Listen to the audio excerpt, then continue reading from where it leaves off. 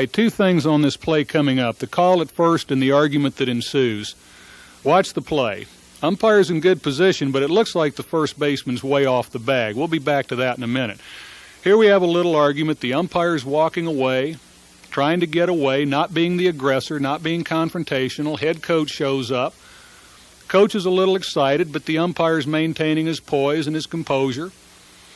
Coach is going to give him a little parting blast here in a second, but the umpire doesn't say anything, doesn't have to get in the last word. We're going to talk in a second about arguments. Now let's just finish this play that we started out with. Watch the replay on this. Looked like he blew it big time, but when we see the replay, we realize pretty tight. And watch where the umpire is. Makes an out call where he keeps his head in the play, got the 90-degree angle that we talked about. He's steady, he's not moving around. Hey, if this guy's off the bag, that's too tight to call.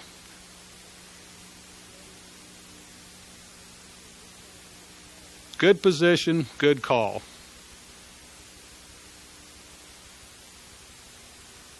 Now let's talk a little bit about handling arguments. There's an art to handling people and arguments and confrontations, and what separates the really great umpires from the good ones is their ability to do so.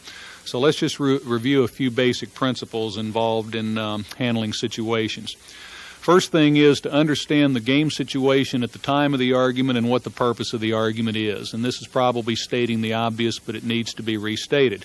Is the coach out there because he thinks you really missed the call? Is he out there because he's just supporting his players? What's his purpose in being there? If you keep this in mind while he's coming or even before he comes, I think it's going to help dictate the response that you use.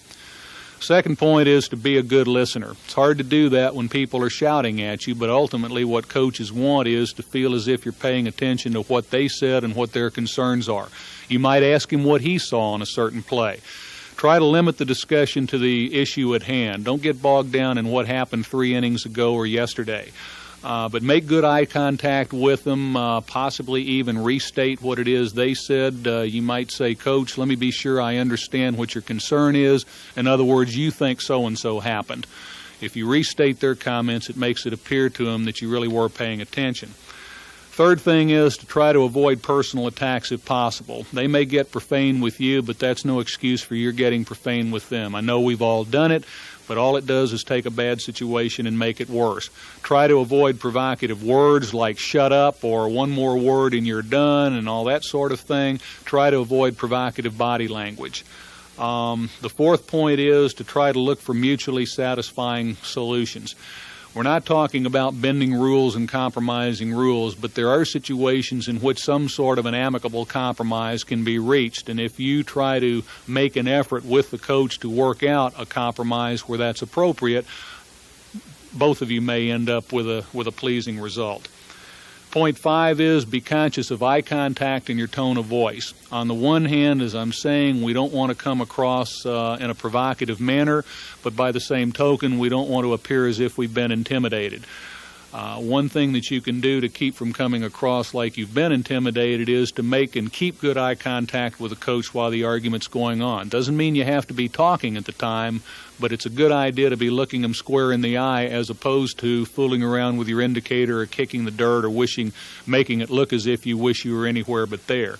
Be conscious of your tone of voice. If he's yelling at you, your gut reaction is to yell back, but all that's going to do is make the argument escalate. The louder he is, the quieter you ought to be. The more excited and vocal he is, the calmer you need to be. Sometimes when they come out screaming, the best thing you can do is sit there for 15 or 20 seconds and say nothing until they run out of gas. And then when they do run out of gas, now you can calmly step in and say, Coach, now you've had your say. How about listening to me for a second? If he keeps wanting to rant on at the top of his lungs, all you have to do is say, Coach, fine, let me know when you're ready to listen. And eventually they're going to calm down. They're going to be sputtering, but eventually they're going to calm down, and now you can calmly get your side of the story told. Next point is that the less said, the better. All of us say too much. In arguments, we say things we wish we hadn't said. We sometimes get profane, use language we wish we hadn't used. Best thing to do is just be conscious from the outset to say the minimum amount of words possible. and avoid acting as if you have to have the last word. In the film a second ago that we just showed, you'll notice the umpire was standing down the first base line. The argument was about at an end. The coach was turning around to go back to third base, and then the coach gave the umpire a parting shot. And as we pointed out at the time, it would have been easy for the umpire to respond, but he didn't. He just stood there and said nothing and allowed the coach to walk away, and the argument was diffused at that point. We used to have a saying when I started working football in college a few years ago, if you keep your mouth shut, you can't be misquoted, and that's not a bad saying. Ultimately, and the next point is, avoid appearing like you're the aggressor. You make a call at first base, turn around and walk away. Don't stand there and be a target for somebody to yell at. That way, if they want to argue, they've got to come chase you. You call a third strike on a hitter, don't let your strike three call put you in a position where you're right in his path to the dugout. Maybe if he's going back to the third base dugout, why not take a step the opposite way towards first base dugout yourself so that you get out of his pathway, and that way it keeps you from looking as if you're trying to provoke the situation. You make a call at second base, you call a runner out on a steal, don't stand there and wait for him to argue. Go out to center field or back to third base or back to first or wherever you're going, but get out of his way, and that way when he wants to argue, there's nobody there to argue with. The next point is to anticipate trouble and to set the right tone from the beginning. It's awfully hard when you've let a coach argue about balls and strikes from the dugout for 4 innings to suddenly shut him up in the 5th. Again, like I say, you don't want to appear to be the aggressor, but there are ways that you can get your point across without making a big visible deal out of it. You might pull your lineup card out of your shirt pocket and call the coach out and ask him to pull his out, and the two of you look as if you're comparing lineup cards, but what you're really saying to him is, Coach, I don't intend to sit here for 9 innings and listen to a bunch of static about balls and strikes, so I'm just telling you now to knock it off. Maybe you can go over between innings and talk to him in the dugout where the crowd doesn't see it and nobody's being shown up. But the point is, don't let bench jockeying go on. Don't let chirping on balls and strikes go on for 4 or 5 innings and then suddenly expect to be able to shut it off in the 6th inning, because it's not going to happen. And the final point is to give them an out if at all possible. Give them an opportunity to escape. They've muttered something under their breath. You're not quite sure what it is. It may be profane. It may not be. Maybe it's directed at you. Maybe it's not. You might just say, what did you say? Or do you want to repeat that? Or I'm not sure I heard you. And they'll probably say, I wasn't talking to you. I didn't say anything, at which point you can say, fine, I thought so, and you let it go.